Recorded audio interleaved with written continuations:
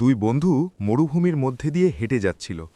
কিছুক্ষণ যাত্রার পর তাদের দুইজনার মধ্যে ঝগড়া হয় এবং এক বন্ধু আর একজনকে থাপ্পড় মেরে বসে। যে থাপ্পড় খেয়েছিল সে মনে কষ্ট পেলেও মুখে কিছু বলল না, শুধু বালিতে লিখে রাখল, আজকে আমার সবথেকে প্রিয় বন্ধু আমাকে থাপ্পড় মেরেছে। এরপর তারা আবার হাঁটতে থাকল এবং কিছুক্ষণ পর একটি মরুদ্যান দেখতে পেল। তারা ঠিক করল সেখানে তারা বিশ্রাম নেবে এবং গোসল করবে।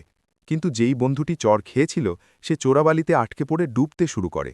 তখন অপর বন্ধুটি জীবন বাজি রেখে তার বন্ধুকে উদ্ধার করল। উদ্ধার হওয়ার পর বন্ধুটি পাথরের ওপর খোদাই করে লিখল, আজ আমার বন্ধু আমাকে মৃত্যুর হাত থেকে বাঁচিয়েছে। এটা দেখে তখন অপর বন্ধুটি তাকে জিজ্ঞাসা করল, আচ্ছা, আমি যখন তোমাকে চড় মেরেছিলাম তখন তুমি বালির ওপর লিখেছিলে, আর এখন পাথরের ওপর খোদাই করে লিখলে কেন? তখন দ্বিতীয় বন্ধুটি মৃদু হেসে জবাব দিল, যখন কেউ আমাদের কষ্ট দেয় তখন সেটা বালিতেই লিখতে হয়, যাতে ভালোবাসা আর মায়ার বাতাস তা মুছে ফেলতে পারে।